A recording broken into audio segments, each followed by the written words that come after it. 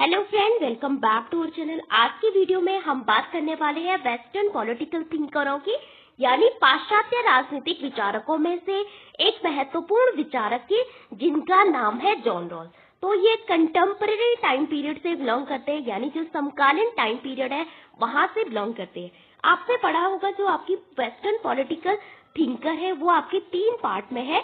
तो सबसे पहले आप पढ़ते हैं शास्त्रीय राजनीतिक विचारकों में, जो कि बहुत पुराने विचारक है, जो कि ग्रीक टाइम पीरियड से बिलोंग करते हैं, जिसमें सबसे पहले कौन आते हैं? आपके सुकरात आते हैं, उसके बाद आपका प्लेटो आते हैं, उसके बाद अरस्तु आते हैं, उसके बाद बहुत सारे अन्य थिंकर आते हैं। तो ये 3-4 आपके शास्त्रीय राजनीतिक विचारकों से बिलोंग करते हैं। फिर आपका उदारवाद आता है, उसके बाद आपके बहुत सारे थिंकर आते हैं, जहाँ से आपका मॉडर्न टाइम पीरियड माना जाता है, जहाँ से आपका नेशन स्टेट बनते हैं। वहां से आपका कौन कौन से है?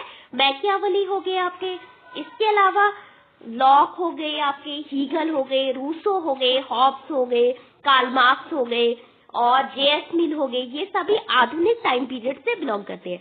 फिर आता है समकालीन। तो समकालीन में आपके जॉन रॉल्स हो गए। फिर आपका जो कार्ल मार्क्स की थ्योरी को दोबारा से रिवाइज किया बहुत अच्छे से, ग्रामसी ने उसको बोला कि कल्चर पे बेस्ड होना चाहिए।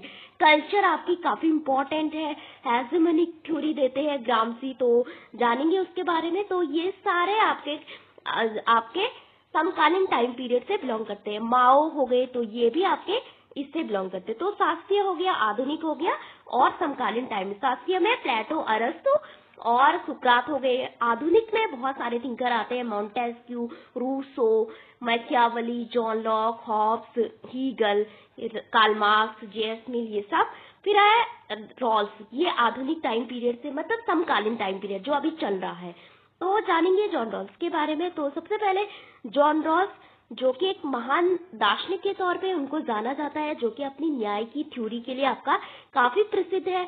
20वीं सदी से आपके बिलोंग करते हैं, राजनीतिक दार्शनिक है, जो कि मेनली कहाँ से है? अमेरिका से है। और इनको क्यों जाना जाता है इनके राजनीतिक दर्शन में? तो इनको न्याय की जो अवधारणा है, जो सबसे पहले किसने दी? आपकी प्लेटो ने दी थी, जहाँ पे प्लेटो बोलते हैं कि व्यक्ति को उसके गुणों के आधार पे काम देना चाहिए। जिस व्यक्ति में जिस गुण की प्रधानता है, उसको वही काम आपका दिया जाना चाहिए। तो उस न्याय को बाद में किसने रिवाइज किया कि प्लेटो और अरस्तु के न्याय को? तो वो किया था किसने? जॉन रॉल्स ने। तो ग्रीक टाइम पीरियड से शास्त्रीय टाइम पीरियड में जो पोजीशन आपकी प्लेटो की थी, वही समकालीन टाइम पीरियड में किसकी है? जॉन रॉल्स की है, जो कि अपनी न्याय की थ्योरी के लिए काफी जाने जाते हैं। इन्होंने अपनी थ्योरी ऑफ जस्टिस बुक में न्याय का सिद्धांत दिया। इसके अलावा इन्होंने उपयोगितावाद, जो बेंथम का आइडिया था कि अधिकतम लोगों का अधिकतम सुख पे आपका न्याय आधारित होना चाहिए, वो इसकी आलोचना करते हैं। बोलते हैं कि व्यक्ति सुखी किसी भी रूप में आपका किसी भी तौर से हो सकता है, कभी भी सुखी हो सकता है। तो हम कैसे मान लें कि जो व्यक्ति ज्यादा खुश है उसके साथ न्याय हुआ है? तो इसको क्रिटिसाइज करते हैं बेंथम के आइडिया को, और देते हैं अपना समतावादी और कर्तव्य आधारित न्याय। तो जानेंगे कि कर्तव्य आधारित न्याय क्या है, निष्पक्षता पे बेस्ड न्याय क्या है। तो सबसे पहले एक परिभाषा आती है, किसने बोला कि जो न्याय है वो क्या है? सामाजिक संस्थाओं का पहला गुण है, वो बोला जॉन रॉल्स ने। तो ये इंपॉर्टेंट है, ये प्रश्न आपका पूछा भी गया था किसी स्टेटमेंट में। इसके अलावा जॉन रॉल्स की जो पुस्तकें हैं वो कौन कौन सी है? अ थ्योरी ऑफ जस्टिस सबसे फेमस पुस्तक है, जहाँ पे वो मूल स्थिति के बारे में बात करते हैं, यानी ओरिजिनल पोजीशन के बारे में बात करते हैं।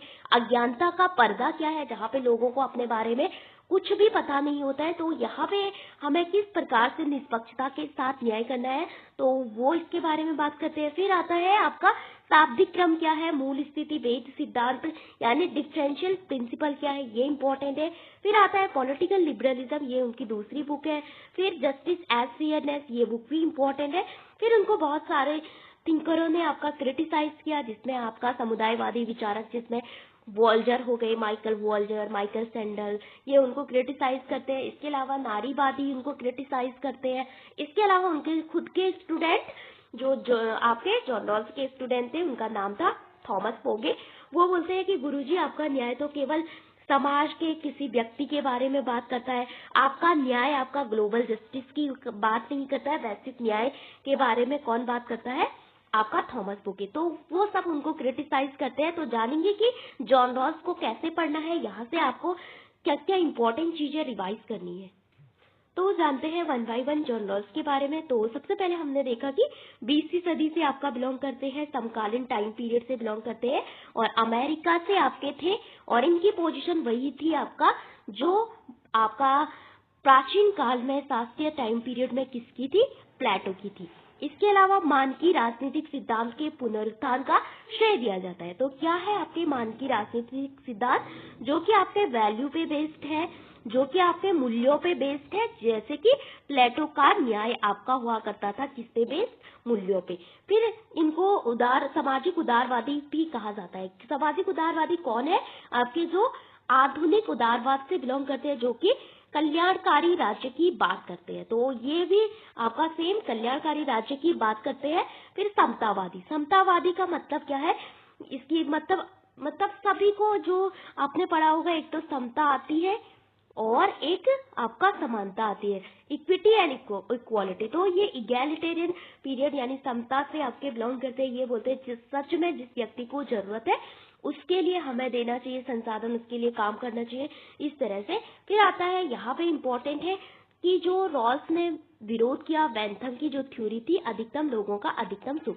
ये बोलते हैं कि जो आप व्यक्ति है वो किसी भी चीज से खुश हो सकता है। हम कैसे मान ले कि जो व्यक्ति सबसे ज्यादा खुश है आपका, उसके साथ आपका न्याय हुआ हो, वो आपका न्यायप्रिय जीवन जी रहा हो। तो इसकी बेंथम की थ्योरी को क्रिटिसाइज करते हैं और अपना न्याय देते हैं, जो कि डिग्निटी पे बेस्ड है, मानवीय गरिमा पे बेस्ड है। तो इन्होंने बोला कि न्याय जो कि परिणामवादी ना हो, जो कि आपका रिजल्ट पे बेस्ड ना हो, वो किस पे बेस्ड हो, आपका डिओन्टोलॉजिकल यानी कर्तव्य शास्त्र पे बेस्ड हो। तो कर्तव्य शास्त्र का मतलब होता है कि यहाँ पे प्रक्रिया आधारित न्याय की बात करते हैं। तो इसका मतलब ये है कि हमारा जो राज्य है, जो स्टेट है, उसके जो नियम कानून, उसके जो लॉ है, ऐसे होने चाहिए जहाँ पे जो सबसे अधिक फायदेमंद व्यक्ति है समाज का, और जो सबसे गरीब व्यक्ति है, सबसे कम लाभप्रद व्यक्ति है, और जिसको सबसे ज्यादा नुकसान होता है, तो उन दोनों में जो संसाधन है वो आपके दोनों व्यक्तियों को समान रूप से मिले, दोनों व्यक्तियों को आपका क्या हो, समान रूप से लाभ हो। तो इनका ये न्याय था किसका, जॉन रॉस। क्या बोलते हैं कि राज्य के नियम कानून ऐसे हो जिसमें सबसे अधिकतम जो फायदेमंद व्यक्ति है उसको भी, इसके अलावा सबसे कम जो फायदेमंद व्यक्ति है उन दोनों को आपका लाभ हो, उन दोनों में जो वस्तुएं हैं वो आपका समान रूप से वितरित की जाए। तो ये आपका डिओन्टोलॉजिकल न्याय है, जो कि नैतिकता पे बेस्ड है आपका और प्रक्रिया पे बेस्ड है। तो बोला जाता है कि प्रोसीजर बेस्ड जस्टिस किसने दिया, प्रक्रिया आधारित न्याय किसने दिया, वो दिया था जॉन रॉस ने। ये बोलते हैं कि रिजल्ट से हमें डिसाइड नहीं करना है, रिजल्ट पे बेस्ड नहीं होना चाहिए, बल्कि प्रक्रिया पे आधारित होना चाहिए, ड्यूटी बेस्ड न्याय होना चाहिए, कर्तव्य पे आधारित होना चाहिए। आप कर्तव्य करते जाइए, फल की इच्छा मत कीजिए। ओके, तो इस तरह से इनका न्याय काफी बेस्ड है। फिर आता है सामाजिक अनुबंध। तो ये भी सोशल कॉन्ट्रैक्ट थ्योरी के लिए आपका काफी जाने जाते हैं, जिन्होंने बाद में आपकी जो जॉन लॉक की थ्योरी थी उसको रिवाइज किया और जॉन लॉक से काफी प्रभावित भी थे। तो यहाँ पे ये बोलते हैं कि जो न्याय है वो बाहरी रूप से आपका थोपा नहीं जाता है, बल्कि यह एक तर्क संगत संवाद है। कौन, रैशनल डायलॉग पे आधारित है आपका न्याय। इसको भी हम पढ़ेंगे, तर्क संगत संवाद क्या होता है। आज हम केवल इम्पोर्टेंट टॉपिक देख रहे हैं।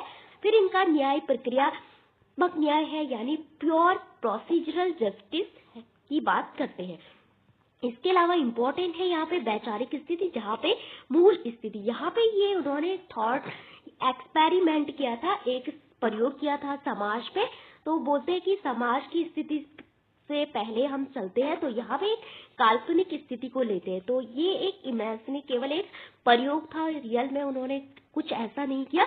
तो यहाँ पे प्राथमिक वस्तुएं जो है उसके वितरण की बात करते हैं, कौन, जॉन रॉस। और काल्पनिक है ये, समाज से पहले की स्थिति में अगर हम व्यक्तियों को ले जाए तो वहां पे आपका क्या होता है, बीच में एक अज्ञानता का पर्दा होता है, एक पर्दा होता है, और यहाँ पे इसके पीछे जो भी व्यक्ति होते हैं इनको अपने बारे में आपका कुछ भी पता नहीं होता है कि ये अमीर है, ये गरीब है, ये लड़का है, ये लड़की है, ये आपका कितना टैलेंट है इनके अंदर, कुछ भी इनके बारे में पता नहीं होता है।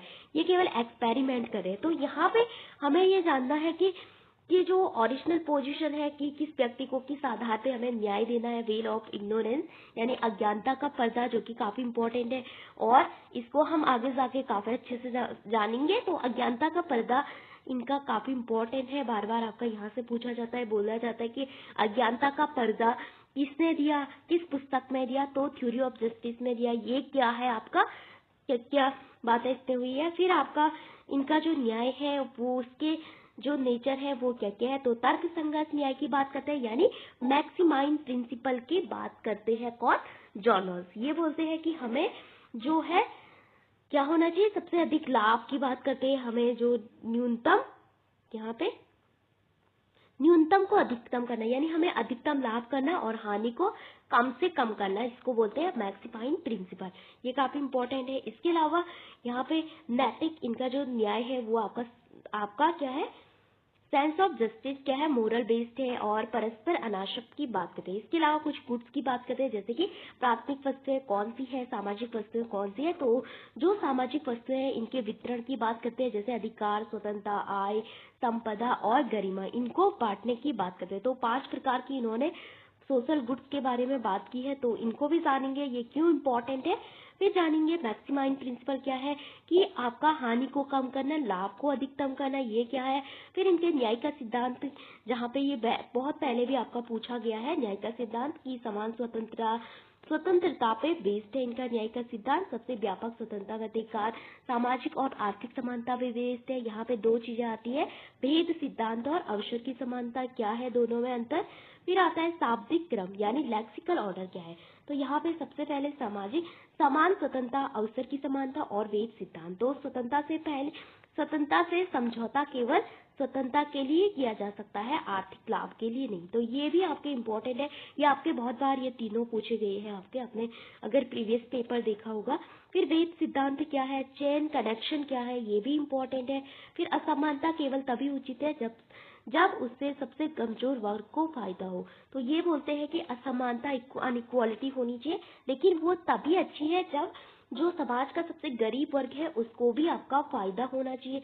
इसके अलावा रॉस के अनुसार हमारी प्रतिभा भाग्य का विषय है, इसके बारे में बात करते हैं। प्रतिभाशाली लोगों को अधिक कमाई का हिस्सा साझा करना चाहिए, जिनके पास सबसे ज्यादा धन है वो अधिक से अधिक अपना टैक्स दे, जिससे कि हम उस टैक्स के से क्या करें, अन्य लोगों का कल्याण कर सके, जो गरीब लोग हैं उनका कल्याण कर सके।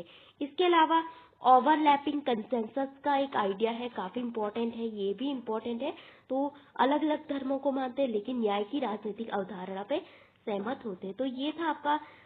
इसके अलावा कम्युनिटी, इनकी आलोचना किसने की, तो इनकी आलोचना की समुदायवादियों ने सबसे ज्यादा, जिसमें वॉल्जर आते हैं। ये बोलते हैं कि माइकल सैंडर ये बोलते हैं कि केवल आपने व्यक्ति की बात की, अपने समाज को पीछे छोड़ दिया, अपने समुदाय को पीछे छोड़ दिया, इस कारण से आपका ये इसकी आलोचना करते हैं।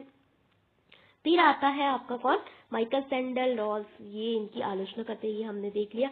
फिर इनकी किताबें जैसे कि जस्टिस एज फेयरनेस, ये 1959 में लिखा था, ये केवल एक जर्नल था, एक आर्टिकल था।